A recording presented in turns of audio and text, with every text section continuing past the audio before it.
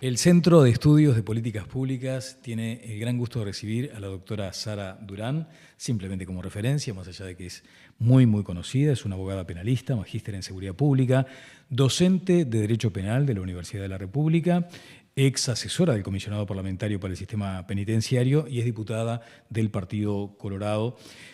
Y allí tenemos un gran tema, la reforma del Código del Proceso Penal. ¿Qué tal, Sara? ¿Cómo estás? ¿Qué tal? Un gusto, además. Muchas gracias por la invitación, ni que hablar, y un gusto estar de vuelta contigo. Muchas Daniel. gracias, muchas gracias. Tenemos aspectos técnicos de un tema muy sensible, de alta complejidad, pero tratemos en tu condición de docente, por otra parte, de explicarle a personas que no tenemos necesariamente que estar involucradas en el área del proceso penal, ¿de qué va el espíritu de la reforma? Sí, antes que nada me parece importante contextualizar, o sea, cómo esto impacta en la población, porque de qué manera esto pasa a ser tan trascendente en este momento, sobre todo un día como hoy, que venimos de una situación de violencia extrema, muy cerca de donde estamos. Entonces, da para reflexionar, a ver, ¿por qué es tan importante la reforma del Código del Proceso Penal y de qué manera esto puede impactar en la población? En primer lugar, el proceso penal es la forma en la cual se hacen los juicios penales. Punto. ¿De qué manera simple y sencilla, ¿no? ¿Cómo se lleva adelante un juicio penal? Y ese juicio penal, obviamente, tiene determinadas características, determinados asuntos técnicos que son propios de lo que se llama el derecho procesal, que yo creo que ahí yo no encuentro razones como para estar haciendo críticas a la redacción del texto. A mí me parece que ese aspecto más técnico y más propio de lo que es el derecho procesal penal se lo dejo realmente a los técnicos. Además, los que trabajaron hablamos de un catedrático como el doctor Gabriel Valentín, que es excelente. Entonces, y el resto del equipo, todos tienen sus credenciales. Pero ¿qué es lo que pasa? ¿De qué forma impacta? ¿Cuándo empieza a impactar? Obviamente, en la situación de la persona que está sometida a un juicio penal, porque esto del juicio penal parece que estamos de un lado y hasta que un día nos toca, claro, o le toca a un familiar. Exactamente. O alguien tiene un accidente de tránsito desgraciado y se da cuenta que aquello que pensábamos de que entran por una puerta y sale por otra no es así. Totalmente. O le pasa a alguien que tiene un hijo que es adicto y termina en una situación también, y entonces una como madre o como padre va a querer que el resultado sea el más leve posible. Y entonces, ¿qué es lo que pasa? De todo esto hay en esta reforma. Exacto. Y cuando hablamos de lo leve que puede llegar a ser, ¿a qué nos referimos? Lo que le importa a la gente y lo que le importa al justiciable, y esto lo digo por experiencia, es si va a estar preso en una cárcel, hablando mal y pronto, si va a estar privado de libertad, el cumplimiento de lo que se conoce como la prisión efectiva, o si lo va a cumplir en otro lugar. Eso es, creo que lo que más indigna. Si vemos la situación del incidente de tránsito, ¿no? de hace unos días cuando fallecieron esos 3 jóvenes, la indignación que tiene la sociedad es de que esa persona no está en una cárcel. Claro. Porque consideran que tendría que estar preso. Sin embargo, esa persona no está cumpliendo una pena todavía. Sí, después quiero preguntarte precisamente por algunas cuestiones que a veces son llamativas para quienes, reitero, no estamos en el detalle, ¿no? Lo de los juicios abreviados, por ejemplo, en qué medida cambian. Pero quiero ir a una cuestión bien general. Sí. Esto no es tampoco aún mejorado, no es la solución mágica a nada. No, esto no es solución de nada. Acá lo que se hace es una reforma. Primero hay más de un proyecto. Uno es esto, yo me estoy refiriendo al que presentó el Poder Ejecutivo, pero hay otro proyecto que está hecho por la Asociación de Abogados Penalistas junto con el doctor Gonzalo Fernández, un catedrático de Derecho Penal. Pero refiriéndonos al que presentó el Poder Ejecutivo, esto obviamente que no es solución a nada.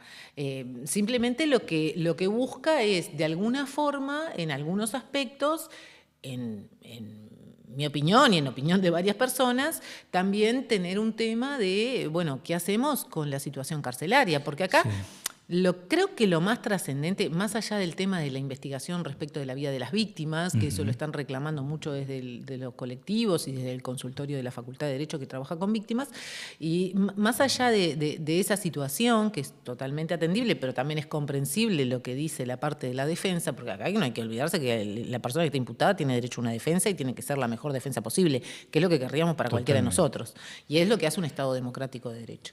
Ahora, en el otro aspecto importante, hay reformas propuestas, una de la cual el Poder Ejecutivo dijo, no, esto no tiene que salir, que refirió a la libertad anticipada. Claro. Al tema, ¿qué significa la libertad anticipada? Bueno, significa que ante determinados delitos la persona, en lugar de cumplir toda la condena, lo que hace es anticipadamente es puesto en libertad. Sí reúne determinados requisitos. Pero ya en el año 2018...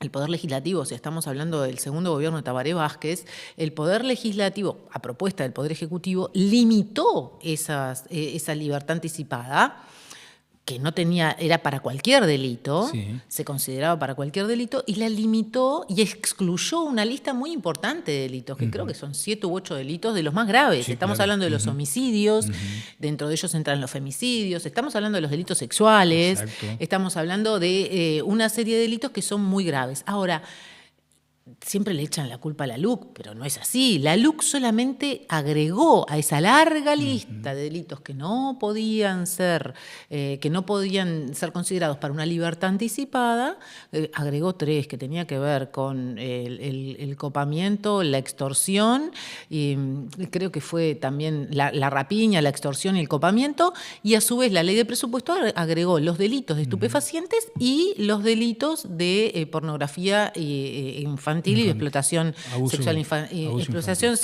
sexual infantil.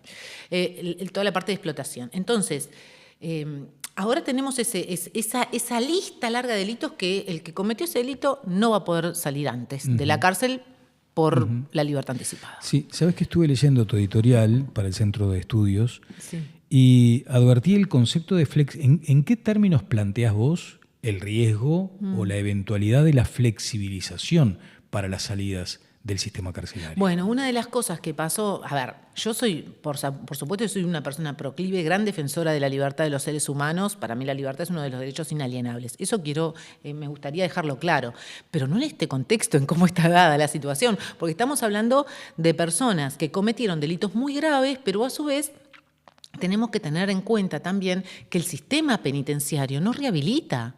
Eso está clarísimo. Si vos tenés un 70% de reincidencia, te está diciendo que 7 de cada 10 no están rehabilitados, van a volver la semana que viene. Entonces, a esas personas las estamos poniendo en libertad en determinado contexto. Obviamente que esto pasa por un juez, obviamente que hay evaluaciones previas, pero existe esa posibilidad. Entonces, ¿qué es lo que pasa?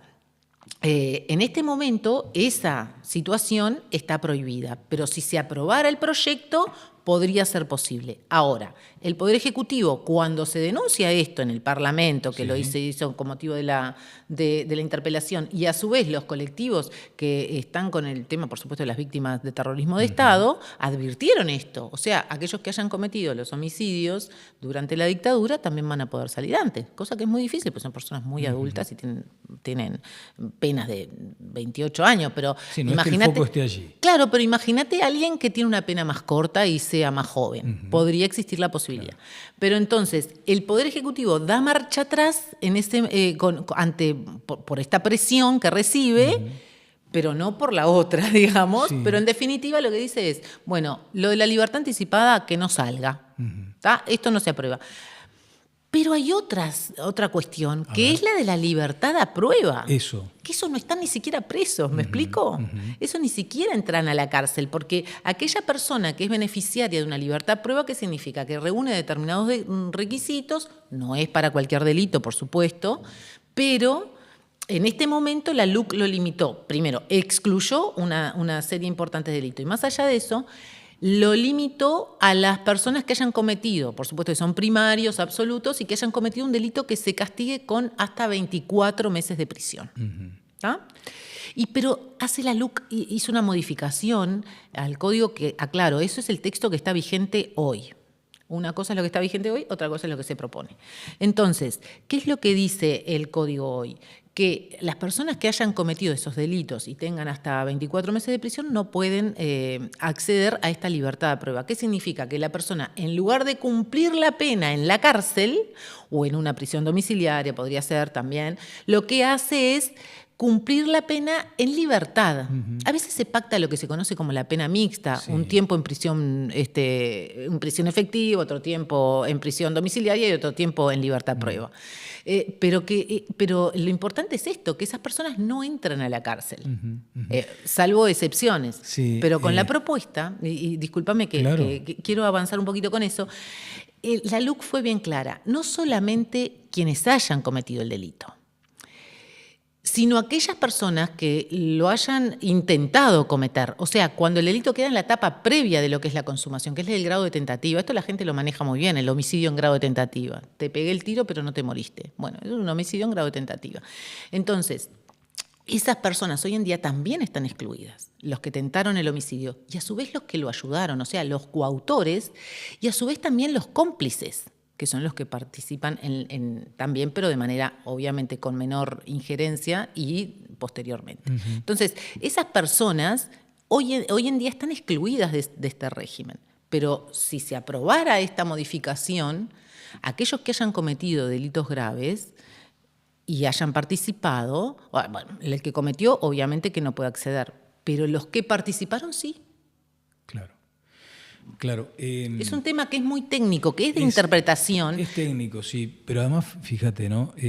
¿Entendés que en algún momento esta iniciativa puede estar planteada como siguiendo ese propósito de descomprimir al sistema carcelario? Sí, por supuesto. Lo de la libertad anticipada, sin duda. Porque después ahí se da una secuencia bastante obvia, ¿no? Vos decís, no rehabilita. Y cada vez va a rehabilitar menos si hay más personas privadas de libertad. No, a ver, sin duda que los institutos liberatorios son parte de cualquier Estado de Derecho, no hay duda, pero el tema es cómo yo accedo a ellos, ante qué circunstancias y ante qué delitos.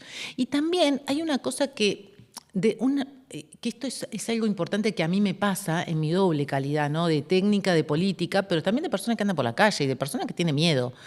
Entonces, si hay algo que nosotros desde el aspecto político tenemos que tener presente, es lo que quiere la gente.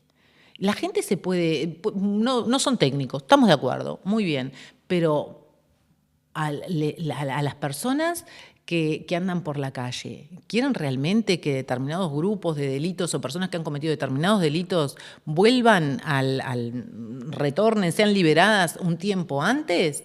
¿Y en qué condiciones? Porque yo no tengo problema con la libertad anticipada, todo lo contrario, me parece un instituto excelente, pero tengo que pedir al Estado que cumpla con su rol de rehabilitar. Sí, que se le cuestiona por cierta benevolencia, decís a veces.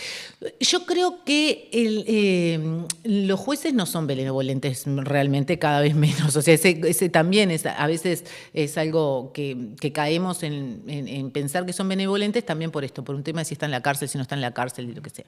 Pero lo que sí, cada vez son más firmes, me parece, con el cumplimiento de las condenas, y a su vez una de las cosas que también yo encuentro es que este tema del sistema carcelario es el que termina siendo el gran problema de todo. Es como la gran cocina de todo lo malo. Ese es el problema. Si nosotros no mejoramos el sistema carcelario, si nosotros no aumentamos las tasas de rehabilitación, es decir, ¿cómo se sabe? Bajando la reincidencia. Si nosotros no focalizamos allí, entonces, ¿de qué libertad anticipada vamos a poder hablar? O sea, el proyecto del Ejecutivo iría más o menos en ese sentido, pero le erra en lo instrumental. Yo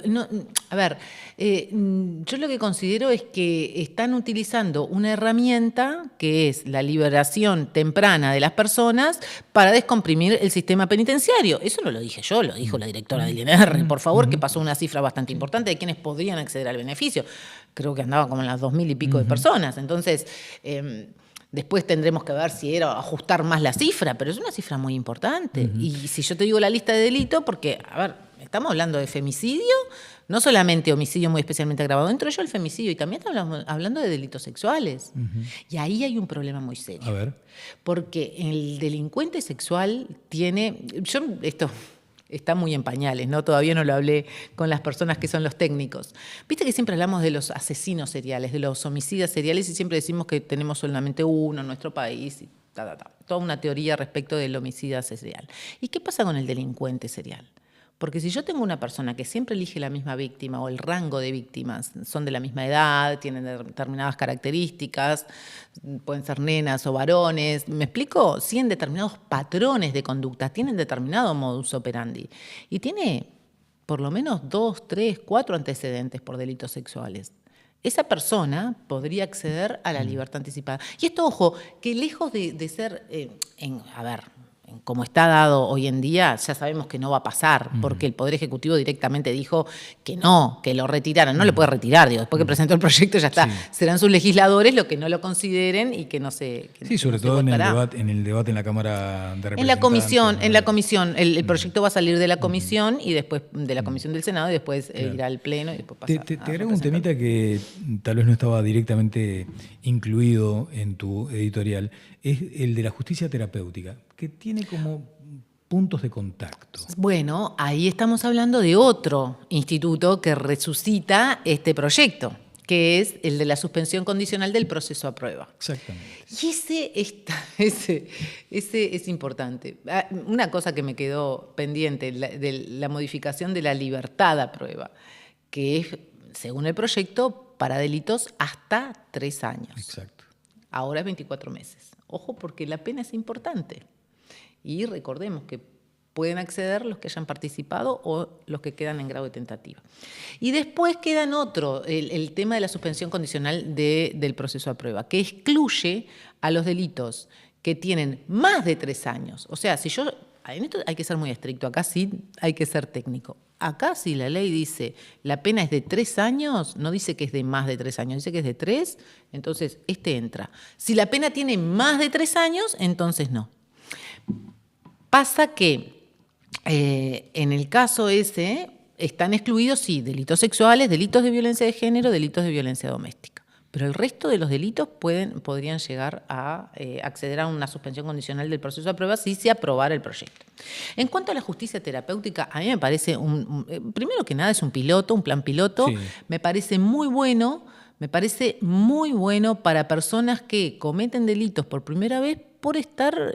bajo los efectos de una sustancia. Pero estar en un estado de adicción, esas personas ni siquiera tendrían que ser consideradas imputables. No digo dejarlos que se vayan para la casa, tendríamos que tener un lugar donde tratar a los inimputables. ¿Por qué? ¿Qué capacidad tiene esa persona de apreciar la ilicitud de lo que está cometiendo? A veces son personas, uno siempre piensa que el que te rapiña nació en determinado barrio. Total. No todos. No. Yo he visto casos en los años que visité cárceles y en el ejercicio de la profesión de personas que vos no podés creer que esa persona haya cometido 6 rapiñas y sin embargo las cometió bajo el efecto de la adicción. Doctora, ¿sabés que hay un asunto que lo mencionamos hoy más temprano y el funcionamiento del código ha generado debates desde su entrada en vigencia?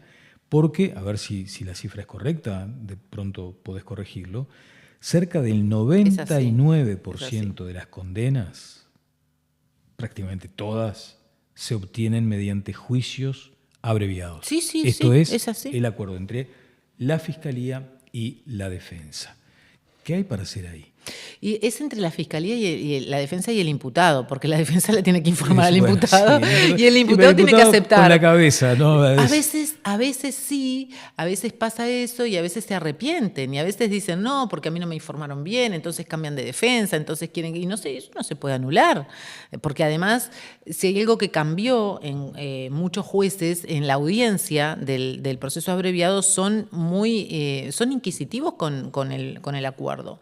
Es decir, más allá del control que tienen que hacer, son muy inquisitivos con la persona, le preguntan claramente, ¿usted acepta los hechos? ¿Sabe que su defensa le dijo que usted puede ir por un juicio oral? Entonces, nos ha pasado a más de uno de tener jueces que nos tocan que son así.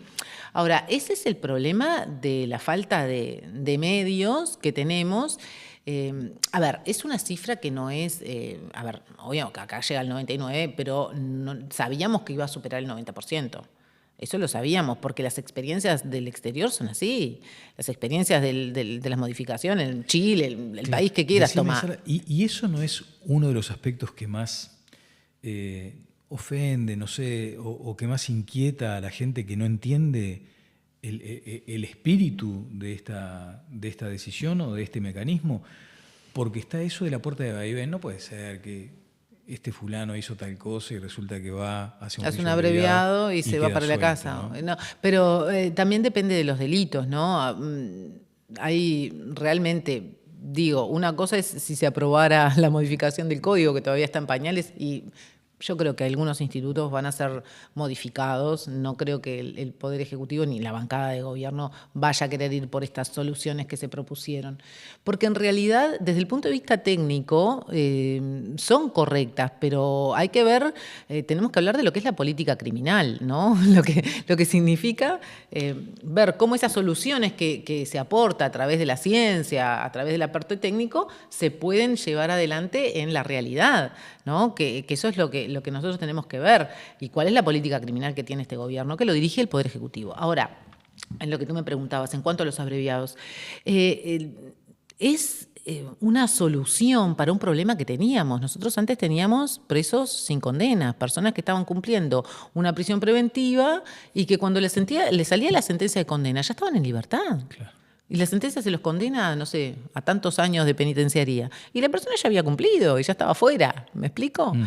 Entonces, era una carencia que teníamos desde el punto de vista constitucional también. Hasta porque una cuestión de derechos humanos también. Ni que hablar que es un tema de derechos humanos. Además, el ser humano tiene derecho a saber a qué día sale. Una cosa es que estén privados de libertad, que hayan cometido delito, pero otra cosa es privarlos de los derechos básicos. Eso, por supuesto. La persona que está privada de libertad tiene el derecho a saber cuál es su último día de condena y qué día es que va a poder recuperar su libertad ambulatoria. Ahora, también tener en cuenta una cosa, el abreviado, yo creo que el problema no es tanto la ley. A mí me parece que el problema es cómo se aplica. Son los operadores después.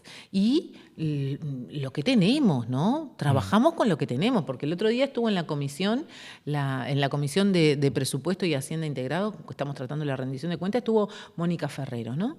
Y hay que escuchar a la fiscal de corte, lo que pide, lo que se le da, o sea, el mensaje que envía el Poder Ejecutivo y lo que necesita. Hay una diferencia entre lo muy, muy grande. Entonces, se va mucho por el abreviado y capaz que porque no tenemos los medios para ir a los juicios orales. Volvemos al tema de los recursos materiales, ¿no? La presidenta de los fiscales dijo, sí. No sé si textualmente, pero que la política criminal o una política llevada adelante por el Estado depende de los recursos que da y también de los que no da. Claro. Y que a veces una política pública tiene que ver con lo que no se asigna. Exacto. En este caso puntual, ¿entendés que allí hay una forma de hacer política también? Y bueno, a veces, mira, yo personalmente creo que cuando yo tengo un discurso, ¿no? Y lo mantengo y lo sostengo, y después envío un proyecto de presupuesto, un proyecto de rendición de cuentas, donde lo que hago es reflejar este discurso que tuve siempre, sigo manteniendo. Lo que yo no le doy a la Fiscalía, por supuesto que estoy pasando un mensaje. Claro que sí, claro que sí. Y la fiscal de corte fue determinante en cuanto a la urgencia de los recursos que necesita para poder funcionar. Sí, para poder funcionar. Y nos quejaremos del abreviado, ¿no? Uh-huh. Porque también la Fiscalía, yo le reconozco las carencias a la Fiscalía, nunca he sido, obvio que exijo, si soy defensora voy a exigir y voy a pelear y voy a hacer la mejor defensa posible, pero también le reconozco siempre esas carencias que tiene la Fiscalía, que de hecho las tiene, ya sabemos. Claro. Sí, el asunto es si el retaseo de esos recursos no contrasta abiertamente con esa preocupación manifiesta en todos los sectores del avance del crimen organizado. Por favor, sin duda, es fundamental. Nosotros en materia de crimen organizado estamos muy mal, pero A ver, no lo digo yo, lo dicen los números, lo dice la realidad. Por más que se disfrazarán los números, meterás un homicidio donde no tiene que ir, pero los que están encima del tema te van a descubrir. La mentira tiene patas cortas, me explico, si es que es así. Digo, yo no me dedico tanto a estar encima de los números, porque la realidad es evidente. Y este problema, obviamente que no empezó ahora, ni en el gobierno pasado, ya tiene mucho tiempo. Igual que la situación carcelaria. Yo, obviamente, mi rol como política y desde un lugar como más de oposición, puedo decir que tuvieron 15 años para solucionar el tema. Y ahí sí que no me lo cuenta nadie. Porque yo, durante 7, 8 años de mi vida, trabajé adentro de las cárceles, iba como 2 veces por semana a las cárceles uruguayas, y lo que he visto no tiene nombre. O sea, en el cierre, referido a las cárceles, este sistema punitivista, sí, que fue mucho más duro en cuanto a encarcelar a más personas. De hecho, también se sostiene que no es exitosa una política que exhiba como un triunfo meter gente presa, ¿no? ¿No resulta también un poco inconsistente seguir sosteniendo que las cárceles van a explotar cuando el propio sistema manda cada vez a más personas al sistema carcelario? Lo que pasa es que la política nuestra ha sido a lo largo de los años construir más cárceles. Pensamos que el problema nuestro es de construir cárceles, y no, el problema no es de construir cárceles, el problema es después de que yo tengo a la persona privada de libertad, ¿qué hago con ella? Claro, pero ¿qué hago con ella? Porque también está ese dato, el 70% reincide. Y exactamente lo que no estoy haciendo. Volvemos a lo que decía la fiscal. Es tan importante lo que no hago. ¿Qué es lo que no hago? Lo que no hago es rehabilitar, no trabajo. Yo no digo que los técnicos del INR, cuidado, quiero que esto quede claro, porque trabajan con lo que tienen como pueden también. Y hay técnicos muy buenos en el INR, muy buenos, y que están desde hace muchos años haciendo lo mejor que pueden. Ahora, nosotros tenemos que hacer eso lo dice el libro blanco, expertos del exterior nos han venido a capacitar, y tenemos que empezar a trabajar con la persona desde el día que entra a la cárcel, no de los 3 meses antes de salir. Desde el primer día que está en la cárcel. Bueno, ¿a qué programa lo voy a orientar? Hacer las evaluaciones correspondientes y después trabajar con esa persona en su rehabilitación. Sí, y lo que no se resuelve en la cárcel te estalla en la esquina de tu casa. Por supuesto, pero además otra cosa, Daniel, importantísima, que esto también lo venimos diciendo en otras entrevistas anteriores, hay que tener en cuenta cómo nació el PCC. ¿Cómo nacen estas bandas criminales? La más poderosa, la organización criminal más poderosa de América Latina es el PCC, ¿no? No hay quien lo discuta. ¿Cómo nace? ¿Dónde nace? Nace adentro de la cárcel. ¿Y por qué nace adentro de la cárcel? En ausencia ¿de qué? Del Estado. ¿Y qué era lo que garantizaba el PCC? ¿Por qué los presos se afilian al PCC y hacen toda una iniciación y tienen toda una rutina? Parece un ritual. Un ritual, exacto. ¿Por qué se forman parte de eso? Porque les garantizaba la vida y la seguridad. A ellos en la cárcel y a las familias afuera. Exactamente. Y uno de los grandes problemas que tenían adentro de las cárceles, entre ellos que nunca se trata, es el tema de las agresiones sexuales. Una de las cosas en las que trabajaba el PCC y que frenó eran los homicidios y las agresiones sexuales. Entonces, la persona que forma parte de alguien que te cuida de esa forma, porque es el gran temor que tiene la forma de terminar tu vida de la peor manera dentro de una cárcel, entonces logró captar a las personas y logró captar un número muy grande. Se extendió y llegó a nuestro país. Hace un tiempo, no mucho, se negaba la presencia del PCC en Uruguay. Ahora ya creo que no lo niega nadie. Y esas bandas criminales nacen adentro de la cárcel. Antes veíamos que afuera se armaban las bandas y algún jefe terminaba eso. Ahora es a la inversa. Claro. Es de adentro para afuera. Pero me quedo con ese comentario que hiciste, ¿no? Con esa afirmación. Hay ausencia del Estado en las cárceles hoy. Ah, por supuesto. O sea, el Estado no controla a las cárceles. No puede. Hoy. Hay cárceles que no...